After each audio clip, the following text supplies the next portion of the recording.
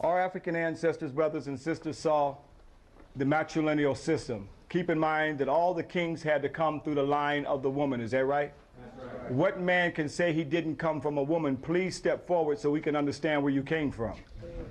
So our ancestors had no problems understanding that divine principle of that sacred womb where we all came from.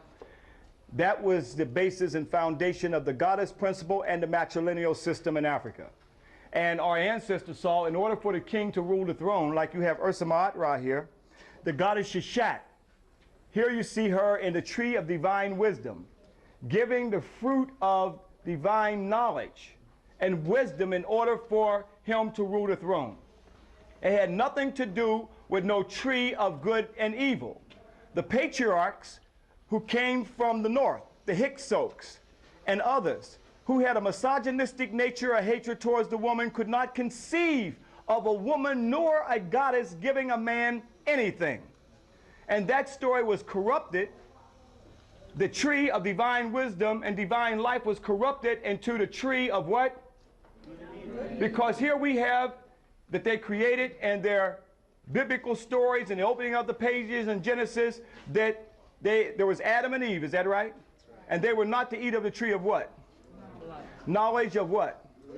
Good and evil. Now who was seduced by the serpent and ate from the tree? Eve. That's why, sisters, you got to watch and hear that sound. Psst.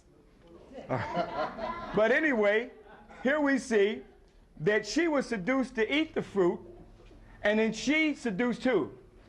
Adam. Now we are told that that's the reason for the world's sins of this first woman eating of the tree of good and evil, and that that's also not only the reason for the world's sins, but her monthly cycle is to remind her of that sin. This is what's taught in the church. That's right. Okay?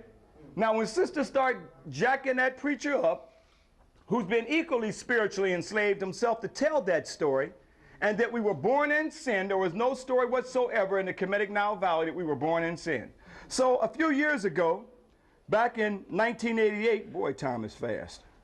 Seemed like I just got this yesterday. Brother and sister showed me, they said, hey, brother, Quasi, you see, there was a black Adam and Eve. Although they made a black Adam and Eve, that has nothing to do with our story.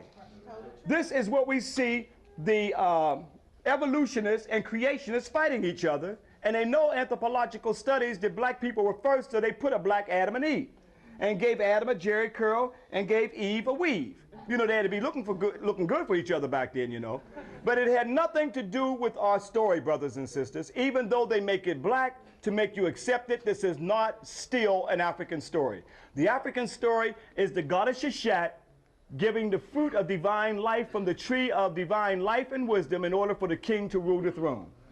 And this goddess concept was corrupted throughout the whole African Nile Valley, and even in our spiritual subconscious, even today, where we are told that the sisters are the ones, the women are the ones for the world's sins. This is the demonization of women and the hatred of women. This is part of the sexism that you get in the theologians. Even in Paul, it says that women shouldn't even speak in the church. But I'm letting you know that that is not the African spiritual way, brothers and sisters. We had a god and a goddess. That's a spiritual Ma'atian law that our ancestors saw. Okay? So let's understand that there was no rib, by the way, in the African creation story taken from the man to make the woman. That didn't exist. They were created simultaneously. So we did not have no story, but all of us got a navel where the umbilical cord was severed from our mothers, where we all came from.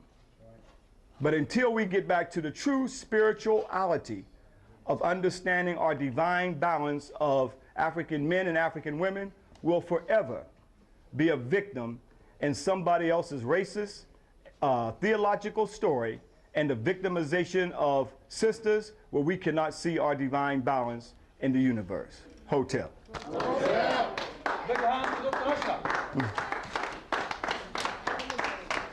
And you know the story is corrupted anyway, because as they said, there was only Adam and Eve, and then they created a son named who? Cain. And Cain went out to the land of Nod and found what?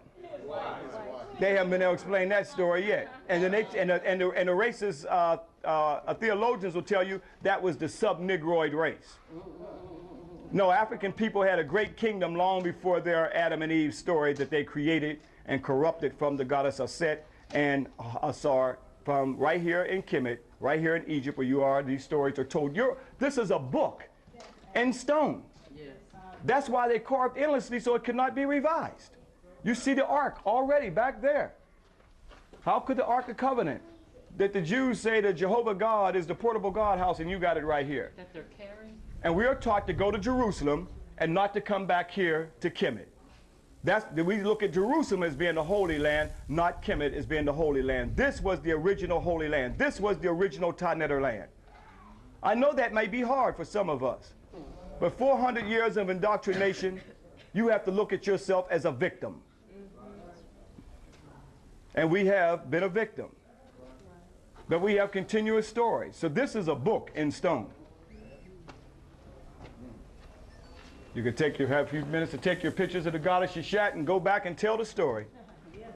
Show it to the preachers. Show it to the ministers. We want to get to the root of these stories, and you've come halfway around the world, back to the African Nile Valley, and witnessed where they've copied and manipulated these stories from you. We want to get to the root of the story, and the root of the story was no Eve, but it was in fact Sheshat, giving divine knowledge and wisdom. See, the only story that we have when a story regurgitates up is what white folks put in our psyche. But now the real psychological warfare is going to take place now because you are here. You're witnessing on the temples now, Sheshat and the tree of life and many other concepts that we have shown, and that's down in your psychic. So when you hear the Garden of Eden, what's going to trigger in your mind right back here? I saw Sheshat. And it was nothing. That's what's going to trigger. That's what's going to activate. But if you have nothing down in your psychic to fight that, then you can only accept that which has been told to you.